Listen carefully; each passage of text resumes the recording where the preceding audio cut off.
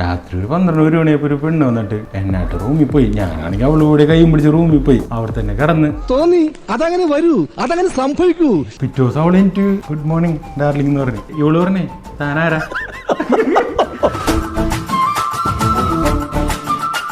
എനിക്ക് ഒരു പെണ്ണെ കണ്ടിട്ട് ഇഷ്ടമായി. എനിക്ക് തന്നെ കൂടെ ചെയ്യാൻ താല്പര്യമുണ്ട്.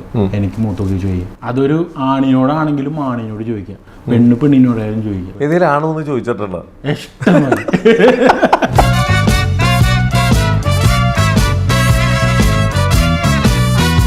അടുത്ത പബ്ബിൽ കയറി. കുറച്ച് നടന്നപ്പോ സ്റ്റോപ്പ് ചെയ്തിട്ട് ആരും ഗേ ഇത് ഗേയുടെ മാത്രം പബ്ബാണ്. ഞങ്ങളെ പരിക്കും കണ്ടപ്പോ ഒരു മലയാളി പറഞ്ഞു, എടാ അങ്ങാട് അത് കഴിഞ്ഞു പോടാ. ഇതുപോലെ ഞാൻ സെലിബ്രിറ്റീസിന്റെ കേസ് പറയുമ്പോ തന്നെ ഞാൻ പറഞ്ഞ മമ്മൂക്കൂടെ ഒരു സീൻ ഉണ്ട്. നിങ്ങൾക്ക് ആർക്കും ചിലപ്പോൾ അറിയാൻ പറ്റൂല.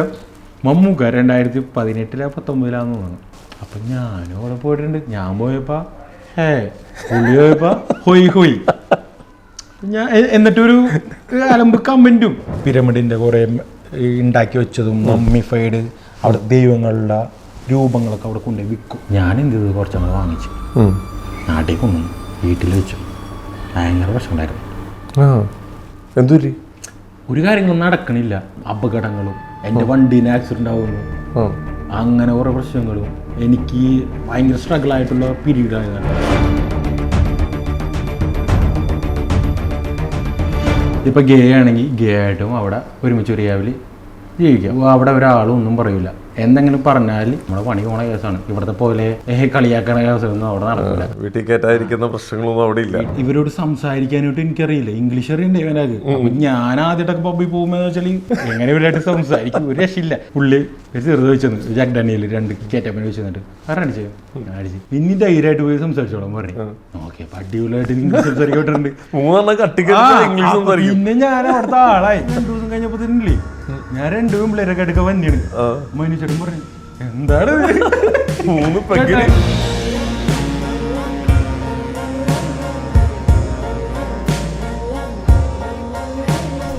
ക്രൂസിൽ വർക്ക് ചെയ്തിട്ടുണ്ടോ? ക്രൂസ് ഷിപ്പിൽ വർക്ക് ചെയ്തിട്ടുണ്ടോ? ക്രൂസ് ഷിപ്പിൽ വർക്ക് ചെയ്ത കേസാണ് ഞാൻ പറഞ്ഞ. ഞാനിപ്പോൾ 2 കൊല്ലം 2014-15 ആ ഒരു 2 കാർഗോ ഷിപ്പ് മാത്രമേ ഞാൻ അടിച്ചുള്ളൂ. എനിക്കപ്പം മനസ്സിലായി മരുഭൂമി അല്ലാണ്ട് വേറൊന്നും ഞാൻ കാണണില്ല. അപ്പൊ ഞാനിതൊക്കെ കണ്ടിട്ടാണ് ഈ ട്രാവലിംഗ് ഇതൊക്കെ കണ്ടിട്ടാണ് ഞാൻ ഇതിലോട്ട് ആദ്യം വന്നത്. പിന്നെ ഒരു പ്രൊഫഷൻ, അതായത് നമുക്ക് ഡോക്ടർ ആവാനായിട്ടുള്ള എഞ്ചിനീയർ ആയിട്ടുള്ള കഴിവൊന്നും ദൈവം തന്നിട്ടില്ല. അതുകൊണ്ട് എങ്ങനെയെങ്കിലൊക്കെ എന്തോ ഭാഗ്യമാണ്. ഞാൻ ഷെഫായിട്ട് എന്തുകൊണ്ടാണ് ഇത് തിരഞ്ഞെടുത്തെന്നുള്ള കഥ ഞാൻ പറയാം. പക്ഷെ ഞാൻ ക്രൂസിൽ വന്ന കാര്യം എന്ന് വെച്ചാൽ 3 കോൺട്രാക്ട് അടിച്ചു. ആദ്യത്തെ കോൺട്രാക്റ്റിൽ അലാസ്ക 3 മാസം സെയിലിംഗ്, 3 മാസം സീസൺ. അത് കഴിഞ്ഞ് കരീബിയൻ മറ്റേ ജാക്സ്പാരോ ഏത് ആ ഒരു വൈബ് കരീബിയൻ മൊത്തം കറങ്ങി. മെക്സിക്കോ ഈ കരീബിയൻ ഐലൻഡ് കഴിഞ്ഞിട്ട് ഞങ്ങൾ നേരെ പോകുന്നത് loss Angeles, Bahamas, Miami beach, Hawaii ഇങ്ങനത്തെ അങ്ങനെ പോണത്. അപ്പൊ ഈ പനാമ കനാൽ. അപ്പൊ എനിക്ക് ഭയങ്കര ഇൻട്രസ്റ്റ് ആയി. 2ാമത്തെ കോൺട്രാക്റ്റ് ആയി 18. അപ്പൊ നമുക്ക് സെയിം കപ്പലിൽ തന്നെ അലാസ്ക. ഞാൻ ചെന്നത് ചെറിയൊരു കപ്പലാണ്. 2000 പാസഞ്ചർ ഉണ്ട്, 950 ക്രൂ ഉണ്ട്, 35 നാഷണാലിറ്റി ഓഫ് ക്രൂ ഒരുമിച്ച് വർക്ക് ചെയ്യണം അവിടെ അലാസ്കയിൽ. ഞാൻ 2ാമത്തെ കോൺട്രാക്ട് അടിച്ചപ്പോൾ വെച്ചാൽ ഇനി ഒരിക്കലും കാണാൻ പറ്റുമെന്ന് എനിക്ക് മനസ്സിലായി. അലാസ്ക എന്ന് വെച്ചാൽ നാളെ എന്ത് സംഭവിക്കുമെന്ന് നമുക്ക് പറയാൻ പറ്റില്ല. എവിടെ പോകും, എന്ത് ചെയ്യുമെന്ന്, അങ്ങനത്തെ ലൈഫായിരുന്നു എൻ്റെ. പക്ഷെ ഞാൻ സമയത്തിന് വാല്യൂ കണ്ടെത്തുന്ന ഒരാളായിരുന്നു ഞാൻ. കാരണം എന്ന് വെച്ചാൽ മിക്കവരും ഇപ്പം ഞാനിവിടെ ഇരിക്കണം തന്നെ കാരണം എന്ന് വെച്ചാൽ ഒരുപാട് രാജ്യങ്ങൾ എൻ്റെ പോലെ തന്നെ ക്രൂസ് ഷിപ്പിലും കാർഗോ ഷിപ്പിലും വർക്ക് ചെയ്യുന്ന ആൾക്കാരുണ്ട്. അവരുടെ മെൻറ്റാലിറ്റി എന്ന് വെച്ചാൽ ഏതെങ്കിലും രാജ്യത്ത് എത്തുമ്പോൾ ഫുഡ് അടിക്കുക, മദ്യം അടിക്കുക, പബ്ബിൽ പോവുക, ഇങ്ങനത്തെ കാര്യങ്ങളാണ് അവരുടെ പരിപാടി. പക്ഷെ എൻ്റെ പരിപാടി അതല്ല. ഫുഡ് അടിയും മദ്യം അതൊക്കെ ഉണ്ട്, പബ്ബിൽ പോലുണ്ട്. എന്നാലും അവിടെ എക്സ്പ്ലോർ ചെയ്യുക, അവിടുത്തെ കാര്യങ്ങളെ കുറിച്ച് മറ്റുള്ളവരെ ഫോണിലെങ്കിലും എടുത്ത് നോക്കുക. അവിടെ നിന്ന് തുടങ്ങിയാണേ.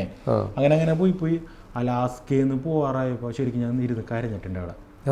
അത്രയും അടിപൊളി സ്ഥലം. നമ്മൾ സീനറിയൊക്കെ കാണൂലേ, ഒരു ബെഞ്ച്, ബ്ലൂ ലേക്ക്, സൈഡില് മല, പിന്നെ മഞ്ഞ് വരുന്നു, തിമ്മിങ്കൽ സൈഡിൽ കൂടി പോകുന്നു. ആ ഒറ്റക്കൊരു ബെഞ്ചിൽ നീ ഇരിക്കണം. വൈകുന്നാലേ ചെയ്യ് സ്വർഗം. ഞാൻ ആലോചിച്ചിട്ടുണ്ട് ഇവിടെ ഇരുന്ന് മരിച്ചു പോയാലും കുഴപ്പമൊന്നുമില്ല. അങ്ങനത്തെ ഒരു സ്ഥലത്താണ് ഞാൻ. എൻ്റെ ഏറ്റവും അവസാനത്തെ ക്രൂസിൽ ആ ഒരു ടൈമിൽ ഞാൻ കരഞ്ഞിട്ടാണ് കപ്പലിലോട്ട് പോയത്. പക്ഷെ ഇനി എനിക്ക് പോകാൻ പറ്റില്ല. ഇനി അവിടെ പോകണമെന്നുണ്ടെങ്കിൽ എത്ര ലക്ഷം കൊണ്ട് ചിലവാക്കണം. ഫ്രീ ആയിട്ട് പോയി ഒന്നില്ല.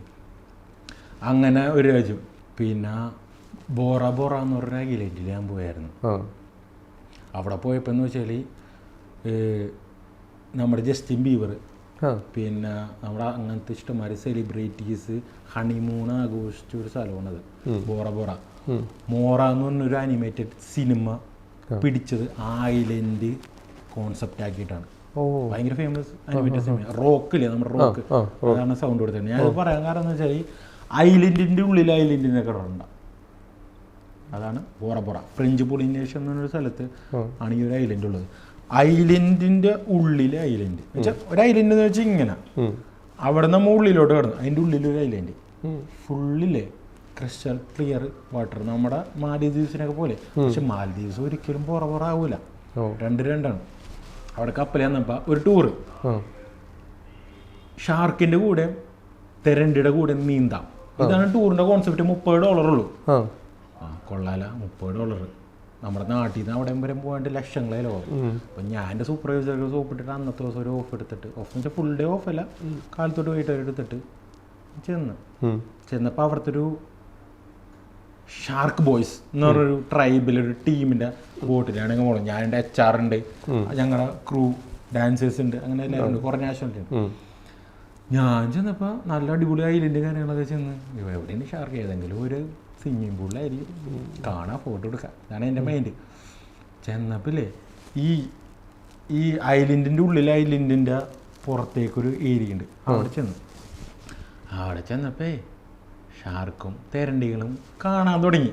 എന്നാലും ഞാൻ വിചാരിച്ചതെങ്കിലും വെച്ച് കിട്ടിയ സ്ഥലത്തായിരിക്കുന്നു. അവിടെ ഒരു ആങ്കർ ഇട്ടിട്ട് പറഞ്ഞു ഇതാണ്, ഇറങ്ങിക്കോളാൻ പറഞ്ഞു.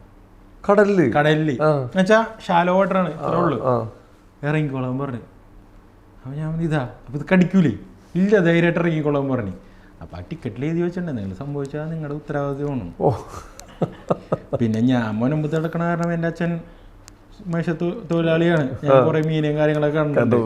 എന്നാലും ഇതിന്റെ കഥകളും കേട്ടിട്ടുണ്ട് അച്ഛൻ പറഞ്ഞത്. അപ്പൊ ഇവര് ഈ പാസഞ്ചേഴ്സ് ഇറക്കണേക്കാളും മുമ്പ് കുറെ ഫുഡ് ഇട്ട് കൊടുത്തു. ഇവര് വയറങ്ങനെ നിറച്ച് അത് കഴിഞ്ഞിട്ട് ഇറക്കണം.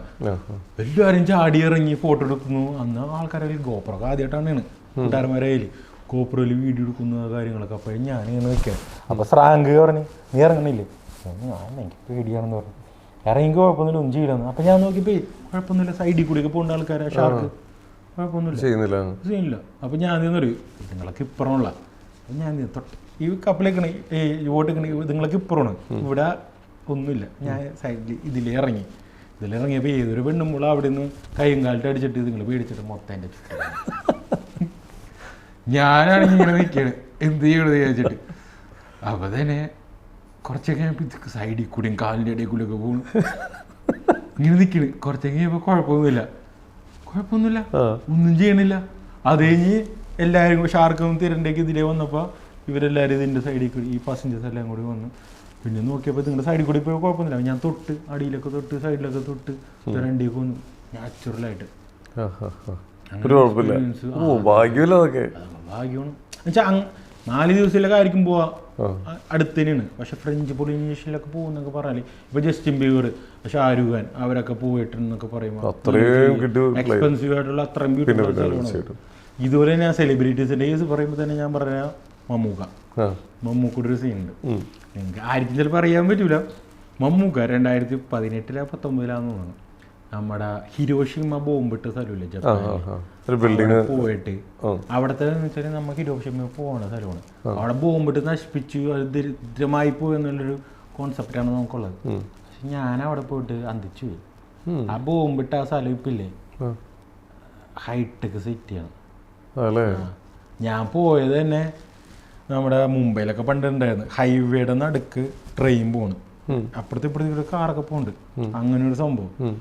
എന്നിട്ട് അതിലേ പോയിട്ട് അവിടെ ബോംബിട്ട സ്ഥലത്ത് ഇപ്പോഴും ആ പൊളിഞ്ഞൊരു ഒരു ബിൽഡിങ് മാത്രം നിർത്തിയിട്ട് ബാക്കിയൊക്കെ സിറ്റി ആക്കിയിട്ട് സ്മാരകം പോയിട്ട് അത് കാണാൻ ഞാൻ പോയായിരുന്നു. ഇതൊക്കെ കണ്ടിട്ട് 2018 ഞാനൊരു പോസ്റ്റ് ഇട്ട് ഫേസ്ബുക്കിൽ. 10ാം ക്ലാസ്സിലൊക്കെ നമ്മൾ പഠിച്ചിട്ടുള്ളൂ ഹിരോഷിമയെ കുറിച്ച് ബോംബിട്ടതൊക്കെ. അപ്പോൾ അങ്ങനെ ഒരു സ്ഥലത്തേക്ക് പോകാൻ പറ്റുമെന്ന് അന്ന് വിചാരിച്ചില്ല. പക്ഷേ ഇപ്പം ഞാൻ ഇവിടെ നിൽക്കുന്നു, ദൈവത്തിനും പാരൻസിനും നന്ദി എന്ന് പറയുന്നുണ്ട്. അതിൻ്റെ ഇടയിൽ ഒരു കമൻറ്റ് ഇട്ടേക്കുന്നത് നീ അതിൻ്റെ 10ാം ക്ലാസ് പാസ്സായിട്ടുണ്ട് എന്നൊക്കെ പറഞ്ഞു. നമ്മുടെ നാട്ടിലൊരു ചേക്കട്ടൻ തന്നെയാണ്. ഞാൻ മൈൻഡ് ചെയ്തില്ല ആയിക്കൂടെ. ഉം. അത് കഴിഞ്ഞപ്പോഴാണ് കുറച്ചാൾ കഴിഞ്ഞപ്പോഴാണ് ഞാൻ നോക്കപ്പോൾ മമ്മൂട്ടി സാറ് അന്ന് ഒരു വീഡിയോ അങ്ങനെയാണ്. ആ വീഡിയോയിൽ ഞാൻ പുള്ളി വ്ലോഗ് ചെയ്യുന്ന പറഞ്ഞിട്ട് പറയണാണ്, ഞാൻ വ്ലോഗ് ചെയ്യാണ്, ഞാനിപ്പോ ഇവിടെയാണ് ഹിരോഷിമയിൽ നിങ്ങൾക്ക് വേണ്ടി ഇൻഫർമേഷൻ എന്ന് പറഞ്ഞിട്ട്. അന്നാണ് ഇതൊക്കെ കാണുന്ന ആൾക്കാർ, ഇതാണ് ഈ ഒരു ബിൽഡിങ്, ഞാനിവിടെ ഉണ്ടെന്നൊക്കെ പറഞ്ഞു. അപ്പൊ ഞാനും അവിടെ പോയിട്ടുണ്ട്. ഞാൻ പോയപ്പോ പുള്ളി പോയപ്പോ ഹൊയ് ഞാൻ എന്നിട്ടൊരു അലമ്പ് കമന്റും. അപ്പം ഞാൻ കൂട്ടുകാരന്മാരോട് വേണ്ടത് മമ്മൂട്ടി ചേട്ടൻ പോയ സ്ഥലത്തൊക്കെ ഞാൻ പോയിട്ടുണ്ട്. അപ്പോൾ ആരും എടുത്തില്ല. അപ്പം ഞാൻ ആലോചിച്ചു ഇനി എന്നാണ് ഇനി അവിടെ പോകാൻ പറ്റണമെന്ന് ആലോചിക്കാം. എന്ത് ദൈവഭാഗ്യത്തിന് ഞാൻ കഴിഞ്ഞ പ്രാവശ്യം ജപ്പാനിൽ പോയപ്പോൾ എനിക്ക് ഹിരോഷിമയിൽ പോകാൻ പറ്റിയില്ല. പക്ഷേ ലോകത്തിലെ ഏറ്റവും വലിയ ഒരു അക്വേറിയം ഉണ്ട് അവിടെ പോകാൻ പറ്റി. അപ്പോൾ ഞാൻ പോയപ്പോൾ ഇത് പറഞ്ഞായിരുന്നു. അന്ന് ഞാനൊരു വീഡിയോ ഇട്ടപ്പോൾ എനിക്കിങ്ങനെ കമൻറ്റും പറഞ്ഞ് എനിക്ക് പോകാൻ പറ്റുമോ ഇല്ലയെന്ന് എനിക്കറിയില്ല. പക്ഷെ ഇന്ന് ഞാൻ പിന്നെയും ജപ്പാനിൽ ഞാൻ നിൽക്കുമെന്ന് പറഞ്ഞു. അടിപൊളി. വീണ്ടും തിരിച്ച് അവിടെ തന്നെ. പിന്നെ ഇതുപോലെ തന്നെ മോഹൻലാലേട്ടൻ ഞാൻ ന്യൂസിലാൻഡ് ഓസ്ട്രേലിയ ക്രൂസ് ചെയ്തിട്ട ടൈമിൽ ന്യൂസിലാൻഡിൽ ഓക്കലാൻഡിൽ എന്ന് പറഞ്ഞ സ്ഥലമുണ്ട്, നമ്മുടെ ക്യാപിറ്റലാണ്. ടൗറങ്ക എന്ന് പറഞ്ഞ സ്ഥലമുണ്ട് അവിടെ. അങ്ങനെ ആയിരിക്കും അറിയില്ലായിരിക്കും. ലോർഡ് ഓഫ് ദി റിംഗ്, ഹൊബിൾട്ടൺ എന്നൊരു മൂവി ഉണ്ട്.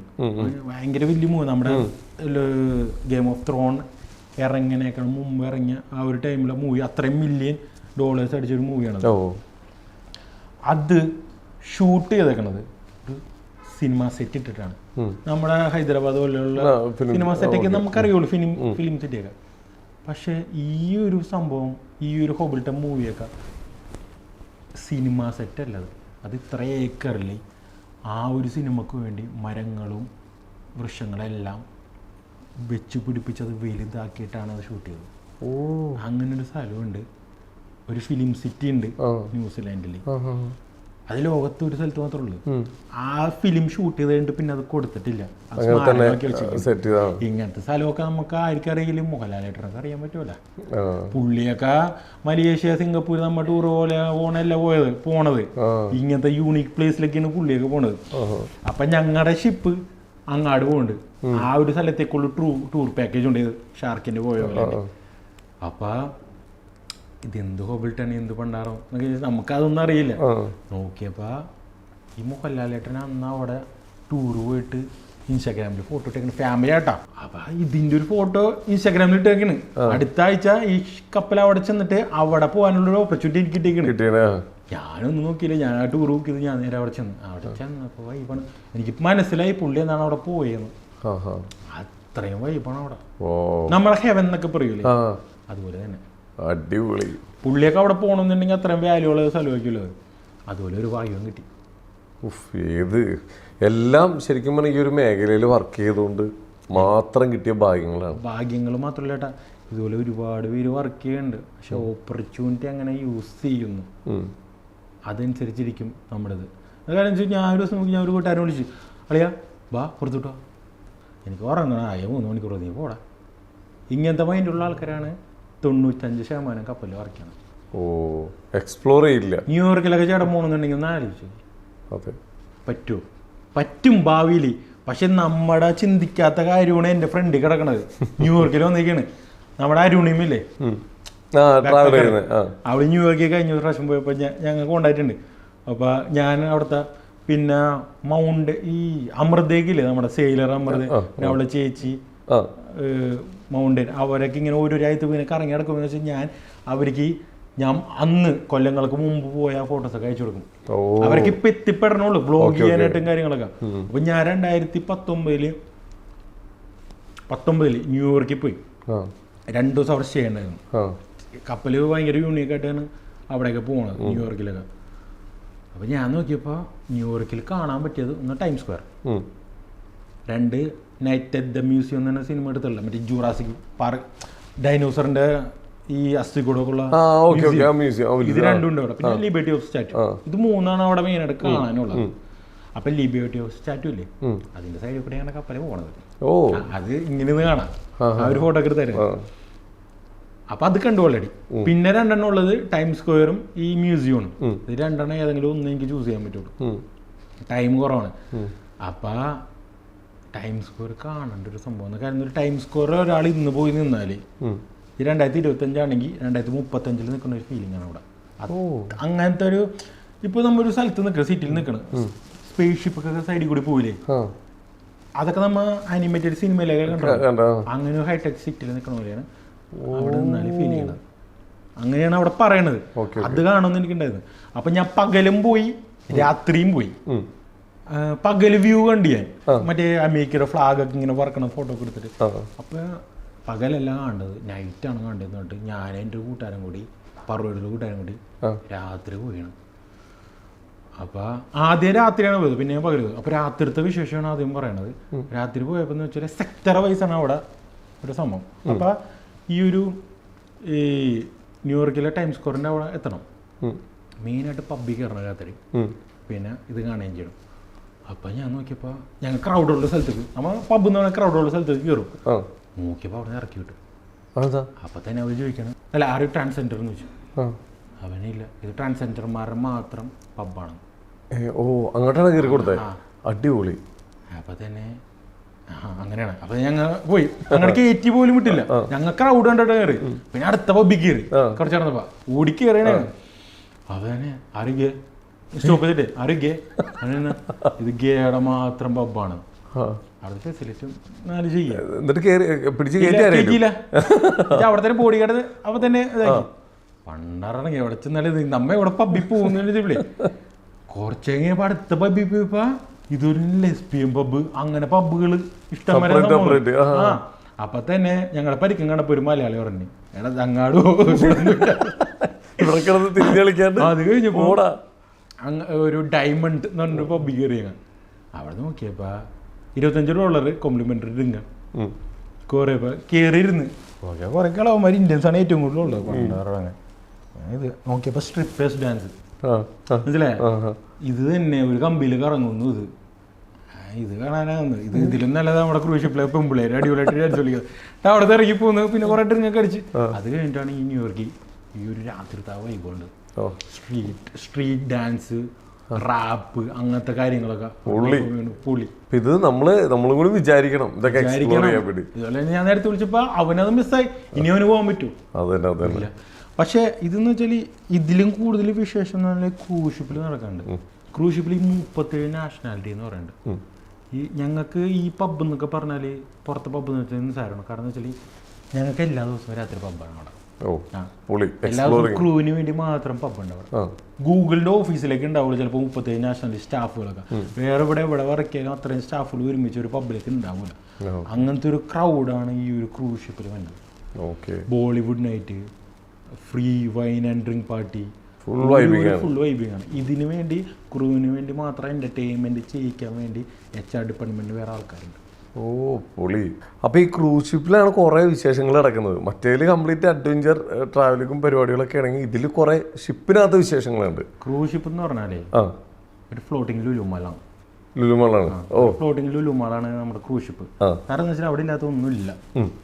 അപ്പോൾ സംഭവം വെച്ചാൽ 37 നാഷണാലിറ്റി ഓഫ് ആൾക്കാരാണ് അവിടെ വർക്ക് ചെയ്യണത്. അത്രയും പേര് ഒരുമിച്ച് ഒരു പബ്ബിലൊക്കെ കൂടിയാൽ എന്തായിരിക്കും സംഭവിക്കുന്നത്? നമ്മുടെ ഇവിടുത്തെ കൊച്ചിയിലാണ് ബാംഗ്ലൂരൊക്കെ നടക്കണ നൈറ്റ് ലൈഫ് അല്ല അവിടെ, മനസ്സിലായ?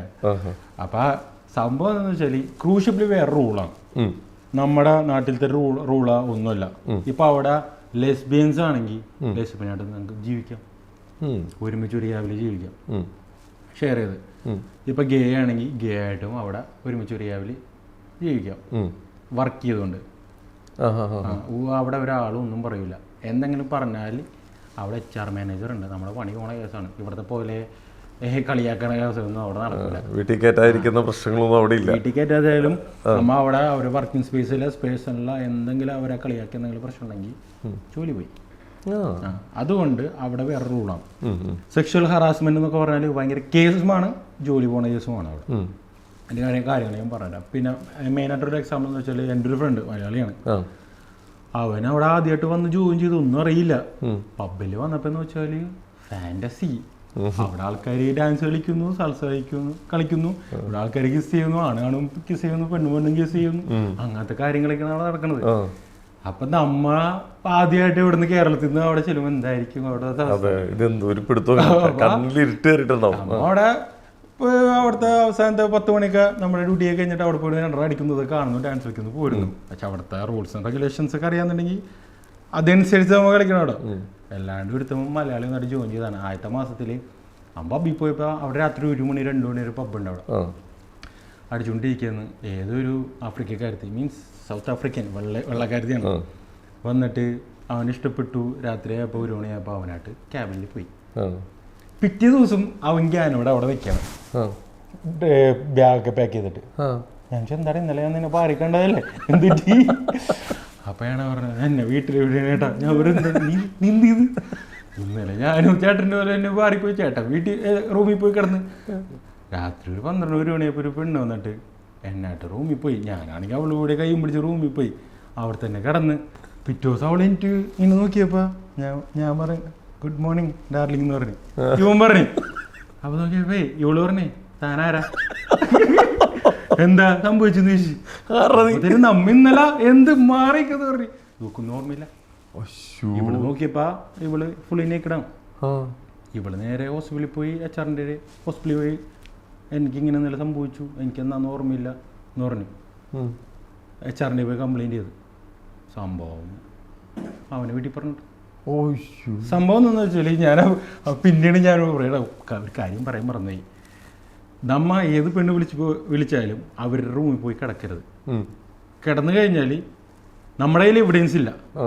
ഇപ്പം നമ്മുടെ റൂമിലാണ് അവൾ കിടന്നിട്ടുണ്ടെങ്കിൽ അവൾക്ക് ഓർമ്മ വരും ഇത് എൻ്റെ റൂമല്ല, ഞാനാണ് ഇങ്ങോട്ട് വന്നതെന്ന്. ആ ഒരു സംഭവം എനിക്ക് പറ്റിപ്പോയെന്ന് പറഞ്ഞു. അതുകൊണ്ട് അവൻ വീട്ടിൽ പോയി. ഇതുകൊണ്ട് നോക്കിയും കണ്ടും ക്രൂസിൽ കളിക്കണം. രണ്ടാമത് കഴിഞ്ഞാൽ ഇതുകൊണ്ട് തന്നെ ഒരു ബാർ ടെൻഡർ ബാറിൽ പഠിക്കുകയാണ് ഒരുത്തൻ ക്രൂ ബാറിൽ. ഒരു 1 മണി അടുക്കുമ്പോൾ തന്നെ ബാർ ക്ലോസ് ചെയ്യും. ആ ടൈമിലൊക്കെ അടിച്ച് സെറ്റായിട്ട് മുമ്പിലേക്ക് ഇരിക്കണ്ടാവും. ഏതൊരു ഇതുപോലെ തന്നെ മെക്സിക്കാരത്തിയായിരുന്നു. അവളായിട്ട് ഇതുപോലെ തന്നെ റൂമിൽ പോയി കിട്ടി. നൈസായിട്ട് ഇരുന്ന് നമ്മൾ പബ്ബിൽ കിട്ടണമല്ലോ. പോയി ഈ റൂമിൽ കൊണ്ടുവന്നിട്ട് ഇവന് ഇതെന്നറിയോ എന്നാലും 2 അടിക്കാം. ഇവൻ ആ ഡ്യൂട്ടി ടൈമിലാണല്ലോ. അപ്പോൾ ആ ഡ്യൂട്ടി ടൈമിൽ അടിക്കാൻ പറ്റില്ലെന്ന് വെച്ചിട്ട് ഇവൻ ബാറിൽ പോയിട്ട് സാധനം സെറ്റ് ചെയ്തിട്ട് തിരിച്ചു വന്നു. ഈ തിരിച്ചു വന്ന ടൈമിൽ ഇവൾക്ക് ബാത്റൂമിൽ പോകണമെന്ന് പറഞ്ഞിട്ടുണ്ടായിരുന്നു. ഇവള് ബാത്റൂമിൽ പോയിട്ട് ഷവർ ഓണാക്കി കുളിക്കാൻ പോയവരെ ഇവന് ഓർമ്മയുണ്ട്. പിന്നെ ആ ടൈമിലാണ് ബാറിൽ പോയി സാധനം എടുക്കാൻ പോയി തിരിച്ചു വന്നപ്പോൾ തന്നെ ഇല്ലേ റൂമിന്റെ ഫ്രണ്ടിൽ നിറച്ച ആൾക്കാരാ. എന്താ കാര്യം? അതൊന്നല്ല, നിങ്ങൾ ചിന്തിക്കണതായിരിക്കും. കപ്പലില് റൂമില് സ്മോക്ക് ഡിറ്റക്ടർ, ഫയർ ഡിറ്റക്ടർ എന്നൊരു സംഭവമുണ്ട്. ഇത് നമ്മുടെ റൂമിന്റെ ബാത്റൂം തുറന്നാല് അവിടുത്തെ കുളിമുറിയുടെ ഹീറ്റ് വന്നാൽ ഇത് ഡിറ്റക്ട് ചെയ്യും. അപ്പൊ ക്യാപ്റ്റൻ വലിയ സംഭവം അറിയും. ആ റൂമിൽ ഫയർ എന്നേ എല്ലാവരും വിചാരിക്കുള്ളൂ. ഫയർ ആണെന്ന് ചോദിച്ചിട്ട് അവിടുത്തെ ആൾക്കാർക്ക് ഓടി ഇവിടെ വന്ന്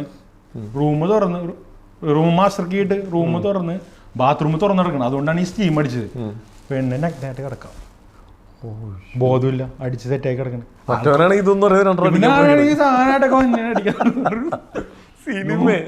നോക്കിയപ്പോ എന്താണ് അപ്പൊ റൂമിന്റെ അടുത്ത ആൾക്കാർ. അപ്പൊ ഇവരെന്ത് പണ്ടാറെന്ന് വെച്ചിട്ട് ഉള്ളി വന്നപ്പോ പുള്ളി പിറ്റേ ദിവസം ഇവനും വീട്ടിൽ പോയി. ഇതൊക്കെ തന്നെയാണ് ക്രൂസ് ഷിപ്പ് എന്ന് പറഞ്ഞാൽ രാജ്യങ്ങളൊക്കെ കാണാം. പക്ഷെ ഇങ്ങനെ കുറെ റിസ്ക് എലമെന്റ്സ് ഉണ്ട് ഇവിടെ. ക്രൂസ് ഷിപ്പിൽ ഒരുപാട് രാജ്യത്ത് നിന്ന് ആൾക്കാർ വരുന്നല്ലേ. ബ്രോനോട് ഇങ്ങോട്ട് അപ്രോച്ച് ചെയ്തിട്ടുണ്ടോ ആരെങ്കിലും? ഇഷ്ടംമാരെ അതൊക്കെ പറയാൻ പറ്റില്ല. പക്ഷെ ഞാൻ ഒരാളെ കൺവിൻസ് ചെയ്തിട്ടുണ്ട്.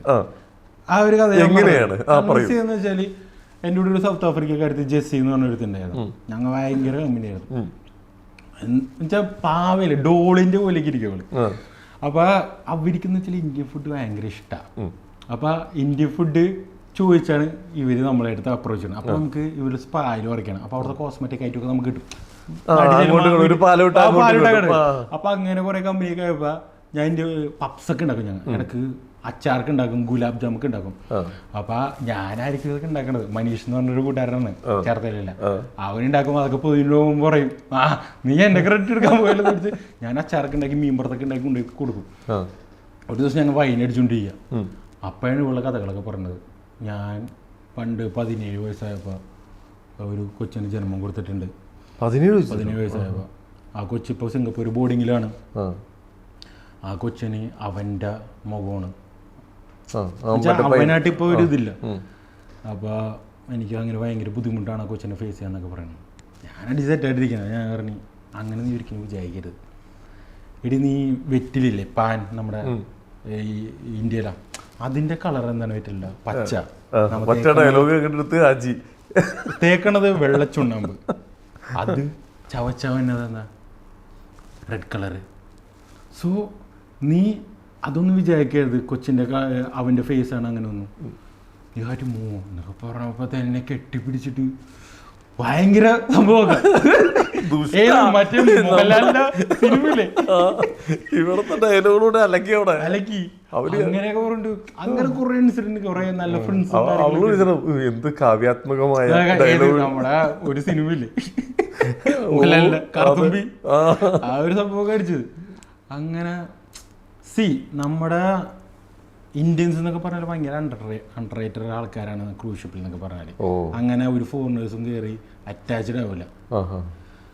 ഇവരോട് സംസാരിക്കാനായിട്ട് എനിക്കറിയില്ല, ഇംഗ്ലീഷ് അറിയണ്ടേ ഇവനാക്ക്. അപ്പൊ ഞാൻ ആദ്യമായിട്ടൊക്കെ പബ്ബിൽ പോകുമ്പോൾ വെച്ചാൽ എങ്ങനെ ഇവരായിട്ട് സംസാരിക്കും, ഒരു രക്ഷയില്ല.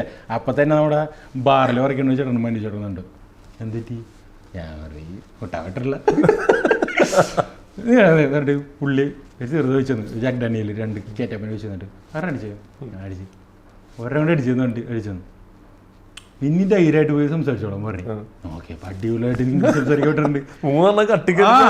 പിന്നെ ഞാൻ അവിടുത്തെ ആളായി. അത് കഴിഞ്ഞ് പിറ്റേ ദിവസം 2 ദിവസം കഴിഞ്ഞപ്പോ തന്നെയല്ലേ ഞാൻ 2 പിള്ളേരൊക്കെ അടുക്ക വന്നിയാണ്. മനുഷ്യടും പറഞ്ഞു എന്താണ് ഇവക്ക് മറ്റേ മാർഗരീറ്റ, ഇവൾക്കും മറ്റേത് എല്ലാം വെച്ചു കൊടുത്തു. ഇങ്ങനത്തെ വൈബാണ് വേറെ ലെവലാണ്. പിന്നെ അവിടെ എന്ന് വെച്ചാൽ ഇപ്പൊ ഇങ്ങനെയൊക്കെ പറയണ്ട്. സപ്പോസ് ഒരു പെണ്ണ് പ്രഗ്നന്റ് ആയി എന്ത് ചെയ്യും? ക്രൂസ് ഷിപ്പിലെ ഒരു പെണ്ണ് നമ്മൾ കാരണം പ്രഗ്നന്റ് ആയി എന്ത് ചെയ്യാൻ പറ്റും? സംഭവം എന്ന് വെച്ചാൽ ഒരു പെണ്ണ് പ്രഗ്നന്റ് ആയാല് ആ പെണ്ണ് മെഡിക്കലി അൺഫിറ്റ് ആണ് ഇല്ലേ? അപ്പൊ ജോലി ചെയ്യാൻ പറ്റൂ? ഇല്ല. അപ്പൊ അവൾ എന്ത് ചെയ്യും? മറച്ചു വെക്കാനും പറ്റൂല. അപ്പോൾ അവൾ നേരെ ഹോസ്പിറ്റലിൽ പോകും. ഹോസ്പിറ്റലിൽ പോകുമ്പോൾ പറയും you have to sign off. എന്നുവെച്ചാൽ വീട്ടിൽ പോവാ, നിങ്ങളെ ജോലിന്ന് പറഞ്ഞു വിടണമല്ല, ഒന്നില്ലെങ്കിൽ ഇത് കളയാം, അല്ലെങ്കിൽ പ്രസവിച്ചിട്ട് തിരിച്ചു വരാം. ഇതാണ് ഇവിടുത്തെ റൂള്. മെഡിക്കലി ഫിറ്റ് ആയാൽ തിരിച്ചു വരാം. അപ്പൊ പറയണേ അവനാണ് എന്നെ പ്രഗ്നന്റ് ആക്കിയതെന്ന് പറഞ്ഞാൽ ഞങ്ങള് അതിന് ഉത്തരവാദികളല്ല. അങ്ങനെ വേണമെങ്കിൽ പുറത്തു പോയിട്ട് കേസ് കൊടുക്കാം. ഇവിടെ അങ്ങനത്തെ റൂളില്ല. നിങ്ങൾക്ക് ഫുൾ ഫ്രീഡം ഇവിടെ തന്നെ ഉണ്ട്, നിങ്ങൾക്ക് എന്ത് വേണമെങ്കിലും ചെയ്യാം. പക്ഷെ ഈ ഉത്തരവാദിത്തം ഞങ്ങൾ ഏറ്റെടുക്കില്ല. നിങ്ങളെ ജോലിയൊന്നും പറഞ്ഞു വിടണല്ല, പുറത്തു പോയിട്ട് എന്താണെന്ന് വെച്ചാൽ ചെയ്തിട്ട് വരാം. അല്ലാണ്ട് അവൻ ഉത്തരവാദിയാണ് ഇതിൽ ഉത്തരവാദിത്തം കാര്യമൊന്നുമില്ല. അങ്ങനത്തെ റൂൾ ഇവിടെ ഇല്ല. പിന്നെ വേറെ റൂള് ഞാൻ പറഞ്ഞുതരാം. ഇപ്പം അവിടെ ചെല്ലാണ് സ്മോക്ക് റൂമിലാണ്, ഒരു പബ്ബിലാണ്, അവിടുത്തെ പബ്ബിലാണ്. എനിക്ക് ഒരു പെണ്ണെ കണ്ടിട്ട് ഇഷ്ടമായി. എനിക്ക് തന്നെ കൂടെ ചെയ്യാൻ താല്പര്യമുണ്ട്. എനിക്ക് മൂത്തോക്കി ചോദിക്കാം, ഒരു കുഴപ്പമില്ല. ഒരു പ്രാവശ്യം ചോദിക്കാം, എസ് പറഞ്ഞാൽ ഓക്കെ, നോ പറഞ്ഞാൽ അതിൻ്റെ അർത്ഥം നോ എന്നാണ്. ഞാൻ 2ാമത്തെ പ്രാവശ്യം ചോദിച്ച് നോ പറഞ്ഞു, പിന്നെയും ചോദിച്ചാൽ പണി പോകും. അതൊരു ആണിനോടാണെങ്കിലും ആണിനോട് ചോദിക്കാം, പെണ്ണിനോടായാലും ചോദിക്കാം. അവരുടെ റൂൾ അങ്ങനെ. ഇതിലാണോന്ന് ചോദിച്ചിട്ടുണ്ടോ? ഇഷ്ടംപോലെ മുട്ടിയിട്ട് വാതിൽ തുറന്നിട്ടുണ്ടോ? ഇഷ്ടംപോലെ തുറന്നിട്ടുണ്ടോ? തുറന്നിട്ടില്ല. ഇഷ്ടംപോലെ പറയാൻ പറ്റില്ല കുറച്ച് കാര്യങ്ങൾ. ഇതോടുകൂടി ഫാമിലി ലൈഫിന്റെ 18+ ഇറങ്ങിയ കാര്യങ്ങളൊക്കെ. പിന്നെ ഇതുപോലെ തന്നെ പുറത്തെന്ന് വെച്ചാൽ ഇഷ്ടംമാരെ അങ്ങനത്തെ രാജ്യങ്ങളൊക്കെയാണ് പോണത്. ഏറ്റവും ബ്യൂട്ടിഫുൾ പെമ്പിളേലുള്ള രാജ്യങ്ങൾ ഏതാണെന്നറിയും? മെയിനായിട്ട് കാർത്തഗീന എന്നൊരു രാജ്യമുണ്ട് കൊളംബിയയിൽ. അവിടെ $100 സംഭവം. പക്ഷെ അവിടെ പോയ ഏത് ഇൻട്രോവേർട്ട് ആയാലും അവിടുത്തെ പെണ്ണിനെ എടുക്കുമെന്നാണ് ഞാൻ പറഞ്ഞു കേട്ടത്. ഞാൻ പോയിട്ടില്ല, കാരണം എന്ന് വെച്ചാൽ പോയാൽ എടുത്തു. അവിടെ ഒരു ചുവരുണ്ട്, ആ ചുവരിൽ എഴുതി വെച്ചിട്ടുണ്ട് ഏത് രാജ്യത്തു നിന്ന ആൾക്കാരായാലും എഴുതി വെച്ചിട്ടുണ്ട്. സാധനം കയ്യിലുണ്ടോ? മലയാളത്തിലൊക്കെ എഴുതി വെച്ചിട്ടുണ്ട് അവിടെ. അങ്ങനെ ഒരു ചുവരുണ്ട് അവിടെ. വന്ന ആൾക്കാരൊക്കെ സിഗ്നേച്ചർ കാർത്തികീന. അങ്ങനെ എത്ര ഇപ്പൊ ഞാനൊരു ഗേൻ്റെ ഒരു കേസ് ഞാൻ പറഞ്ഞു. ഒരു പ്രാവശ്യം ഞാൻ പുന്തറൈനാസ് കോസ്റ്ററിക്കയിൽ ഒരു സ്ഥലം രാജ്യത്ത് പോയിട്ട് അവിടെ മെയിനായിട്ട് കഞ്ചാവ്, ഡ്രഗ്, പ്രൊസ്റ്റിറ്റ്യൂഷൻ, ഇതാണ് മെയിൻ സംഭവം. അവിടെ ഞങ്ങൾ മെയിനായിട്ട് പോകുന്നത് ഞങ്ങൾക്ക് നെറ്റ് കിട്ടണം. അങ്ങനത്തെ ഒരു ബാറിൽ ഞങ്ങൾക്ക് കയറിയിരിക്കുള്ളൂ. ഫുഡും കഴിക്കുക, വെള്ളം അടിക്കുകയും ചെയ്യുക, നെറ്റും യൂസ് ചെയ്യുക. ഇതാണ് മെയിൻ പ്രയോറിറ്റി ഒരു രാജ്യത്ത് പോയാൽ. പിന്നെയാണ് രാജ്യങ്ങളൊക്കെ കാണുന്നത്. എന്നുവെച്ചാൽ ഫോട്ടോസും കാര്യങ്ങളൊക്കെ അപ്ലോഡ് ചെയ്യുമല്ലോ. ഞങ്ങൾ ചെന്ന് ഒരു ബാറിലിരുന്നു. ബാറിലിരുന്നിട്ടേ അവിടെ സർവ് ചെയ്യണ കാര്യങ്ങളെല്ലാം പ്രൊസ്റ്റിറ്റ്യൂട്ടാണ്. അപ്പോൾ ഇവർ വന്നു കൊറോണ വീർ എന്നൊക്കെ പറഞ്ഞാൽ നമ്മുടെ ഇവിടെ ഇപ്പോൾ ഏലൊക്കെ വന്നത്. കൊറോണ വീർ ശരിക്കും പറഞ്ഞാൽ കോസ്റ്ററിക്ക മെക്സിക്കോ തന്നെ കഴിക്കണം ഒറിജിനേറ്റഡ്. അന്ന് $1 കണ്ടുള്ളൂ. പിന്നെ ടക്കിയിലൊക്കെ $1 ഉള്ളൂ. അപ്പോൾ ഞങ്ങൾ ടക്കിയിലെ ഷോട്ട് അടിക്കുന്നു, കൊറോണയൊക്കെ അടിക്കുന്നു. ഞാനൊരു കൂട്ടുകാരുണ്ട്, ഞങ്ങൾ ഇരിക്കുന്നു. അപ്പോൾ നോക്കിയപ്പോൾ നൈസ് മറ്റേ സെക്സി പാട്ടും വീഡിയോസൊക്കെയാണ് ടി വിയിൽ. അപ്പോൾ പെമ്പിള്ളേരൊക്കെ അവിടെ സോഫയിലേക്ക് ഇരിക്കുന്നുണ്ട്, നമ്മൾ റൂട്ടാക്കുന്നുണ്ട്. നമ്മൾ ഇതിലും വലിയ സാധനങ്ങളൊക്കെയാണ് ക്രൂസ് ഷിപ്പിലേക്ക് നടക്കണം, അമ്മ മെയിൻ ചെയ്യാനുള്ള നേരം. അപ്പം നമ്മൾ മെയിനായിട്ട് ഫുഡും ഡ്രിങ്കാണ് കോൺസെൻട്രേറ്റ് ചെയ്യണം.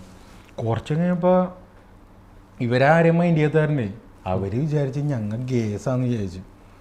കുറച്ച് കഴിഞ്ഞാൽ പെമ്പിള്ളേരൊക്കെ പോയിട്ടില്ലേ, കുറേ ആമ്പിള്ളേർ സർവ് ചെയ്തേക്കാം. പിന്നെ ടി വിയിലെ സ്ക്രീനൊക്കെ മാറി, പെമ്പിള്ളേരൊക്കെ കുറേ ആണുങ്ങളുടെ ഈ പാട്ടൊക്കെ. അപ്പത്തേരെ കൂട്ടുകാർ പറയും, എടാ അവർ ഈ കാര്യം മനസ്സിലായി, നമുക്ക് ഇവിടുന്ന് പോവാ.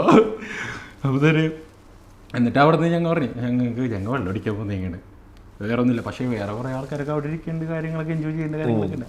അങ്ങനെ കുറേ കാര്യങ്ങൾ ഇതൊക്കെ വിട്ടിട്ട് പിന്നെ ക്രൂസിൽ ഇറങ്ങാൻ കാരണം എന്ന് വെച്ചാൽ കൊറോണ ടൈമിൽ ക്രൂസൊക്കെ പെട്ടുപോയി. നമ്മുടെ രാജ്യം എല്ലാ ഭൂമി തന്നെ സ്തംഭിച്ചു പോയ സമയമായിരുന്നു.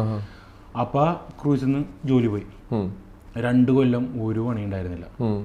ആയിരിക്കും, പക്ഷെ എനിക്ക് പണിയുണ്ടായിരുന്നു. ഞാൻ മർച്ചനയോട് കോഴ്സ് പഠിച്ചേക്കണ കാരണം പഴയ കപ്പലിലൊക്കെ വർക്ക് ചെയ്ത് എക്സ്പീരിയൻസ് ഉള്ള കാരണം എനിക്ക് ഒരു 6 മാസം കഴിഞ്ഞപ്പോൾ തന്നെ വേറെ കപ്പലിൽ ജോയിൻ ചെയ്യാൻ പറ്റി. പിന്നെ ഞാൻ ക്രൂസിൽ എനിക്ക് ആകെ 60,000 രൂപ ശമ്പളം ഉണ്ടായിരുന്നു. എനിക്ക് പ്രൊമോഷൻ എടുത്താൽ പിന്നെ ശമ്പളം കിട്ടുമായിരുന്നു. പക്ഷെ ഞാൻ പ്രൊമോഷൻ എടുത്തില്ല. പ്രൊമോഷൻ വേണോ, എനിക്ക് വേൾഡ് എക്സ്പ്ലോർ ചെയ്യണോ, 2 ഓപ്ഷൻ എൻ്റെ കയ്യിൽ കിട്ടി. പ്രൊമോഷൻ കിട്ടിയില്ല സാലറി കിട്ടും, റെസ്പോൺസിബിലിറ്റി കൂടും, ടൈം അവിടെ പോകും.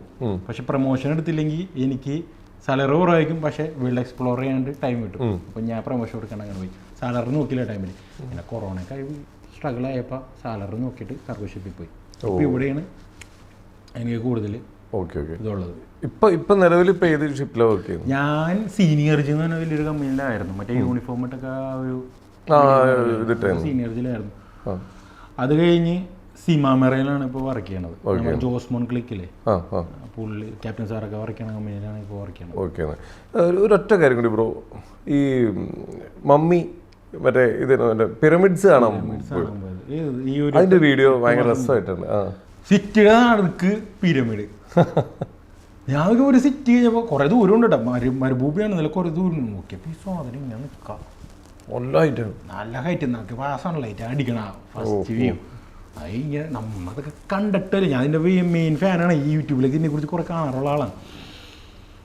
ചെന്ന് നോക്കിയപ്പോൾ ഇഷ്ടംമാരെ തിരക്കും കാര്യങ്ങളും. ടിക്കറ്റൊക്കെ എടുത്ത് ഒരാളെ സെറ്റ് ചെയ്ത് ഒട്ടകത്തിൻ്റെ പുറത്ത് ഒരു പാക്കേജ് കൊടുത്ത് ഞങ്ങൾ സെറ്റ് ചെയ്ത് പോവുകയാണ്. പിരമിഡ് വേറൊരു സംഭവം ഞങ്ങളുടെ അവിടെ. പിരമിഡിൻ്റെ നേരെ സൈഡിൽ തന്നെ ഇല്ലേ ശ്മശാനം. ശ്മശാനം ആരുടെയെന്ന് അറിയോ? ക്രിസ്ത്യൻ സിമിത്തേരിയാണ്. അറിയോ? അങ്ങനെ സംഭവം ഉണ്ടോ? ക്രിസ്ത്യൻ സിമിത്തേരി പിരമിഡിൻ്റെ സൈഡിലുണ്ട്. അത് എന്ത് പണ്ടാണെന്നൊരു പിടുത്തില്ല. അതിൻ്റെ വീഡിയോയിൽ ഞാൻ കാണിക്കേണ്ടത്. അത് കഴിഞ്ഞിട്ട് ഞാൻ നേരെ നടന്നു പോകുന്നൊരു ഗൈഡ് പറയുന്നു, ഇത് രാജാവിന് വേണ്ടിയുള്ളത്, ഇത് ക്യൂവിന് വേണ്ടിയുള്ളത്, 3 പിരമിഡ് ഉണ്ടല്ലോ, അങ്ങനെയൊക്കെ പറഞ്ഞു പോകുന്നു. ഇത് മറ്റേ അവിടെ വർക്കേഴ്സിന് അടക്കിയ സ്ഥലങ്ങൾ, അങ്ങനെയൊക്കെ പറഞ്ഞു പോയിട്ട് ഒരു പിരമിഡിൻ്റെ ഉള്ളിൽ കയറാൻ പറ്റിയ ഞങ്ങൾക്ക്. കയറിയപ്പോൾ എന്ന് വെച്ചാൽ ഞാനാദ്യം ഇതിൻ്റെ ഉള്ളിൽ കയറിയപ്പോൾ എന്ന് വെച്ചാലേ കയറാനായിട്ട് വഴിയില്ല.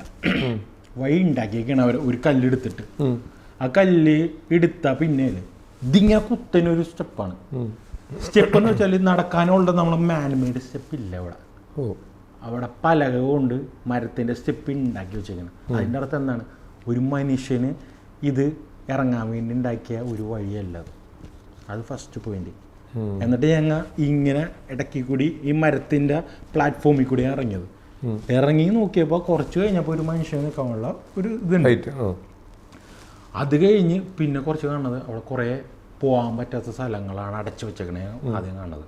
പിന്നെ അതിൻ്റെ ഉള്ളിൽ പോയിട്ട് ഒരു തുരങ്കം പോലത്തെ സംഭവം. അവിടെയാണ് കറക്റ്റായിട്ട് ആ കല്ലിൻ്റെ മെഷർമെൻറ്റ് ഒരു ATM കാർഡില്ലേ ഇട്ടിട്ട് നമുക്ക് വലിക്കാം. അത്രയും പക്ക ആയിട്ടാണ് അവർ സെറ്റ് ചെയ്തേക്കുന്നത്. ആര് സെറ്റ് ചെയ്യുന്നത് നമുക്കറിയില്ല. ഒരു ATM കാർഡ് ഇങ്ങനെ ഇട്ടിട്ട് നമുക്ക് വേണമെങ്കിൽ വലിക്കാം. എങ്ങനെ? അതൊരു നിഗൂഢമായിട്ട് ഇപ്പോഴും കിടക്കണം. ഏലിയൻ കണക്ഷൻ ഉണ്ടോ? അവിടുത്തെ ഗൈഡ് ഇത് പറയണ ഡയലോഗ് തന്നെ ഞാൻ ഇട്ടിട്ടുണ്ട്. ഇത് ഏലിയൻ ബില്ലാന്ന് ആൾക്കാർ പറയുന്നുണ്ട്, പക്ഷെ അതിൻ്റെ സയൻറ്റിഫിക്കായിട്ട് നമുക്ക് ഇതുവരെ ഒന്നും കിട്ടിയിട്ടില്ല.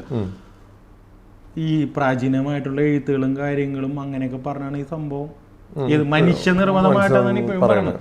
പക്ഷെ അതിനും ഒരു തെളിവുണ്ട്. ആ ഒരു തെളിവ് ഇപ്പോഴും കിട്ടിയിട്ടില്ല.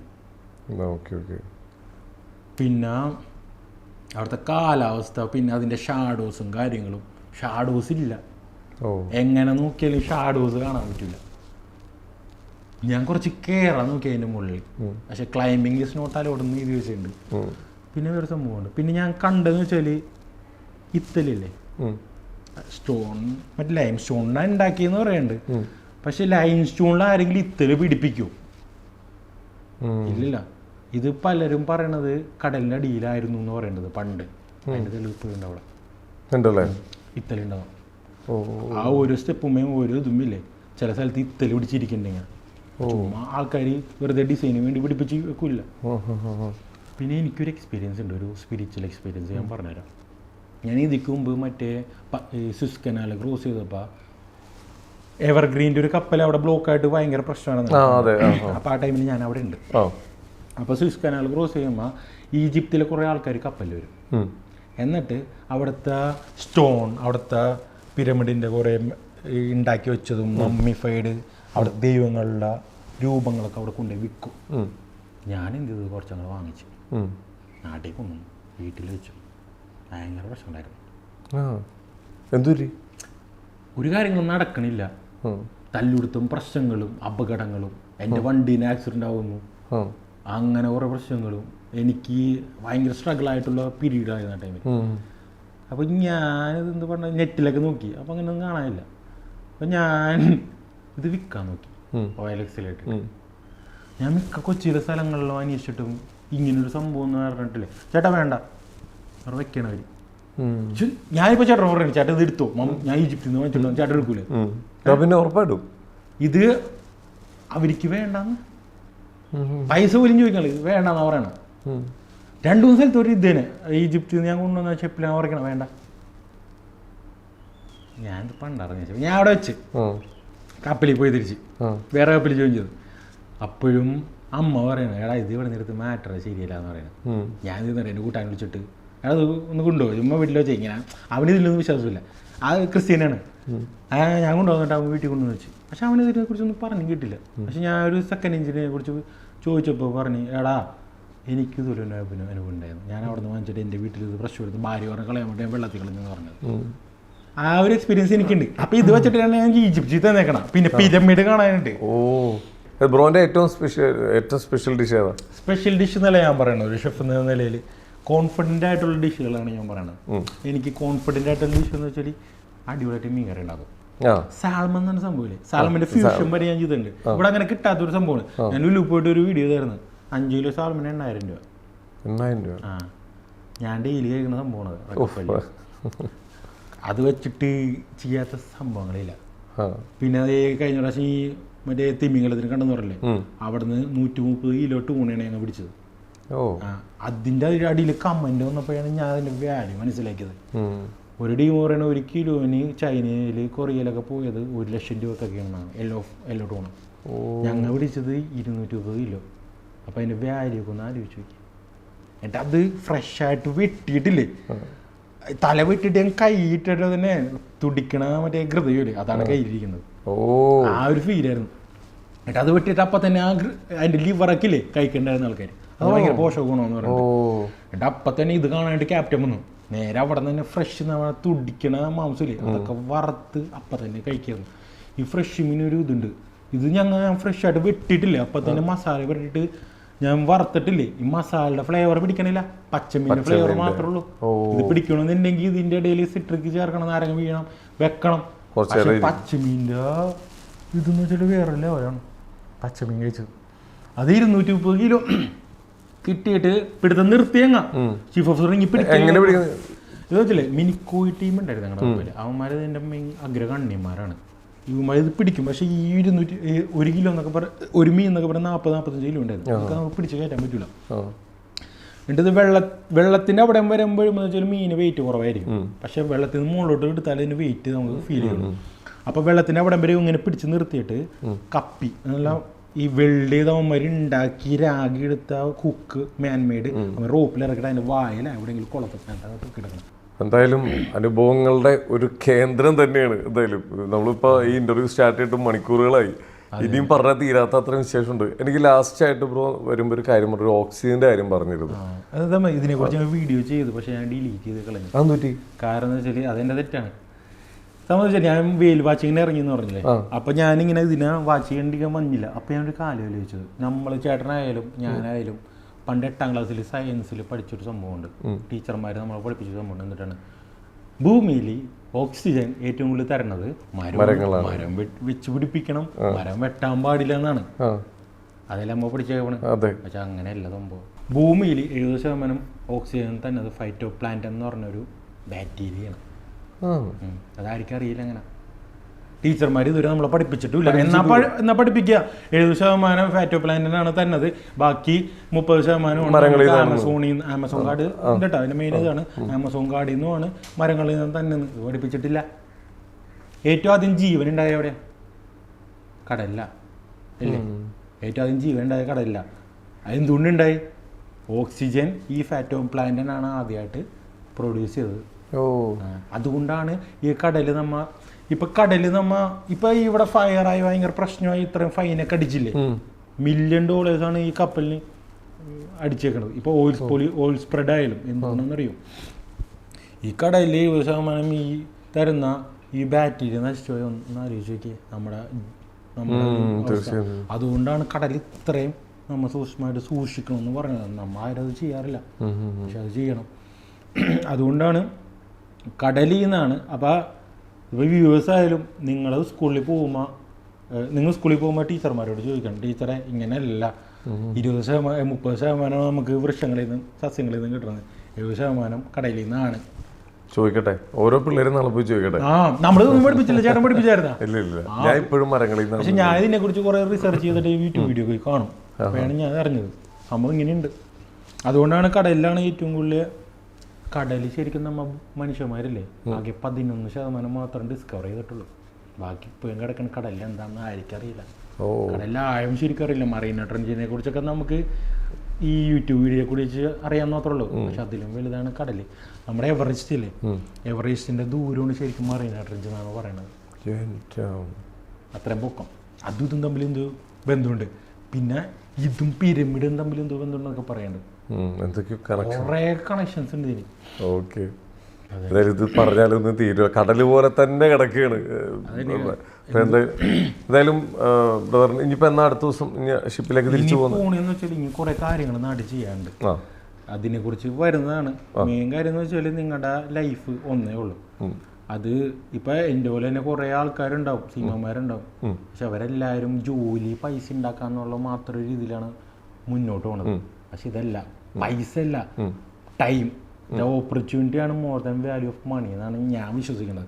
അല്ലാണ്ട് എനിക്കിപ്പോൾ ഞാൻ ഈ പറഞ്ഞ കഥകളുടെ രാജ്യങ്ങളൊക്കെ എനിക്ക് ഇനി പൈസ കൊടുത്ത് പോകാൻ പറ്റുമോ? അത്രയും കോടീശ്വരനല്ല ഞാൻ. അതൊരു ക്വസ്റ്റ്യൻ മൂലം ചോദിക്കട്ടെ, ഇത് കണ്ടുകൊണ്ടിരിക്കുന്നവർക്ക് എല്ലാവർക്കും. അതായത് കപ്പലിലൊരു ജോലി കിട്ടാൻ വേണ്ടി ബ്രോ 10-60ഓളം രാജ്യങ്ങളിൽ പോയ പോലെ പോകാൻ വേണ്ടി, ഇതെല്ലാം ലൈഫ് എക്സ്പ്ലോർ ചെയ്യാൻ വേണ്ടി, ഇതെല്ലാം എന്താ പറയുക, ജീവിതത്തിൽ കാണാത്ത ഒരുപാട് കാഴ്ചകൾ കണ്ട് നല്ല രീതിയിൽ പൈസ ഏൺ ചെയ്യാൻ വേണ്ടി ഒരു സാധാരണക്കാരൻ എന്താ ചെയ്യേണ്ടത്? സാധാരണക്കാരന് ഈ ഒരു ക്വസ്റ്റ്യൻ ഡെയിലി എനിക്ക് റിക്വസ്റ്റിൽ വന്നൊരു ക്വസ്റ്റ്യനാണ്. 2 കാര്യം ഞാൻ പറയാം.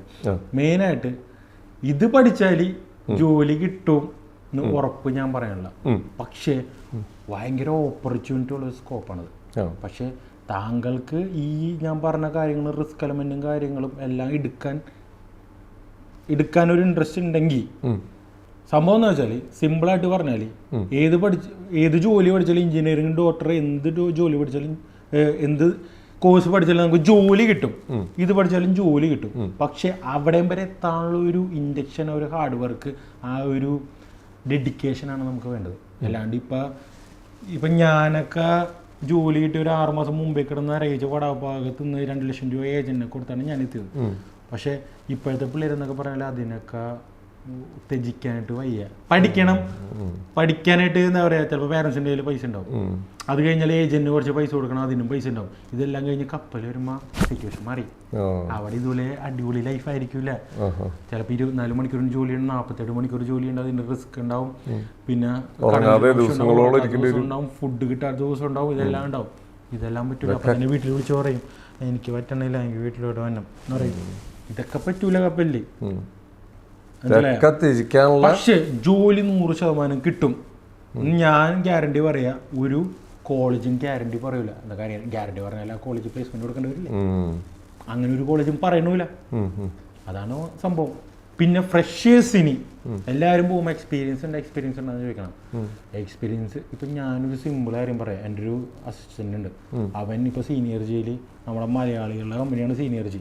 അവിടെ ചെന്നിട്ട് അവിടെ ഇഷ്ടംമാര് 100 പേര് തന്നെ ഉണ്ടാവും, CV എടുക്കണ്ടാവും. അവർ പറഞ്ഞ എക്സ്പീരിയൻസ് ഇല്ല, ഫ്രഷറല്ലേ, വെയിറ്റ് ചെയ്യാന്ന് പറയും. ഈ ചെക്കൻ എന്താണെന്ന് അറിയോ, അവൻ അവിടെ തന്നെ കൊച്ചി തന്നെ നിന്ന് എന്നിട്ട് അവിടുത്തെ MD ഗോപാൽ സാറ് പോകുമ്പോൾ അവിടെ കൈയിട്ട് നിന്ന് പാർക്കിങ്ങിൻ്റെ അവിടെ. അപ്പോൾ 2 ദിവസം നോക്കിയപ്പോൾ സാറ് കണ്ട്, എന്താണ് നീ വീട്ടിൽ പോയില്ല, കണ്ണൂരാനാണ്. ഞാൻ വീട്ടിൽ പോയിട്ട് കാര്യമൊന്നുമില്ല സാറേ, ഞാനിവിടെ ഹോട്ടലിൽ വർക്ക് ചെയ്യണമെന്ന് പറഞ്ഞു. അങ്ങനത്തെ ഡെഡിക്കേഷൻ വേണം. ഏട്ടാ വിളിച്ചിട്ട് പറഞ്ഞു, എടാ അടുത്ത നമുക്ക് റെഡിയാക്കി തരണം. അങ്ങനെ കഷ്ടപ്പെടാനുള്ള പിള്ളേർ വേണം. അങ്ങനെ കഷ്ടപ്പെട്ട് കഴിഞ്ഞാൽ കിട്ടും, 100% കിട്ടും. 100%. പഠിക്കാനായിട്ട് വളരെ സിമ്പിളാണ്. 10ാം ക്ലാസ് പാസ്സായി ജോലി കിട്ടും. അതറിയാം, 10ാം ക്ലാസ് പാസ്സായി ഈ പറയുന്ന പോലെ ജോലി കിട്ടും. +2 പാസ്സായി ജോലി കിട്ടും. ഇതാണ് ഇതിന്റെ ബേസിക് ക്വാളിഫിക്കേഷൻ. 10ാം ക്ലാസ് +2 ആണ്. ഈ പിന്നെ ഈ ക്യാപ്റ്റൻ സൈഡ്, എഞ്ചിനീയർ സൈഡ് പഠിക്കണമെന്നുണ്ടെങ്കിൽ +2 സയൻസ് വേണം. അല്ലാണ്ട് ഞങ്ങളുടെ പോലെയുള്ള ഷെഫുമാരുടെ കോഴ്സും ബാക്കി അല്ലറ ചില്ലറ പൊസിഷനൊക്കെ ആണെങ്കിൽ +2 ഏതായാലും കുഴപ്പമൊന്നുമില്ല. ഓക്കെ, എന്തായാലും ഇതൊരു നല്ലൊരു ഇൻഫർമേഷൻ ആവട്ടെ. എല്ലാവരും ഈ ഒരു മേഖലയൊക്കെ തിരഞ്ഞെടുക്കട്ടെ, വരട്ടെ. പക്ഷെ അഡ്വഞ്ചർ ആഗ്രഹിക്കുന്നത് ഇതിലൂടെ ഫ്രീ ആയിട്ട് ട്രാവലും ചെയ്യാം, പൈസയും ഉണ്ടാക്കാം. വേറെ എന്ത് വേണം ലൈഫിൽ? അതെ, വേറെ ആൾക്കാരൊക്കെ വ്ളോഗേഴ്സൊക്കെ ഇവിടെ പൈസ കൊടുത്ത് പോയിട്ട് രാജ്യങ്ങളിൽ പോയി വ്ളോഗ് ചെയ്യണം. പക്ഷെ നമുക്ക് അതിൻ്റെ ഒരു ആവശ്യവുമില്ല. ഇത് പഠിച്ച് പക്ഷെ ജോലി കിട്ടാൻ ബുദ്ധിമുട്ടാണ്, പക്ഷെ കിട്ടും എന്നുള്ളത് 100% ഗ്യാരണ്ടിയാണ്. അതിനുവേണ്ടി നിങ്ങൾ എഫേർട്ട് എടുക്കാന്നുണ്ടെങ്കിൽ ഇറങ്ങിക്കോ. Okay bro.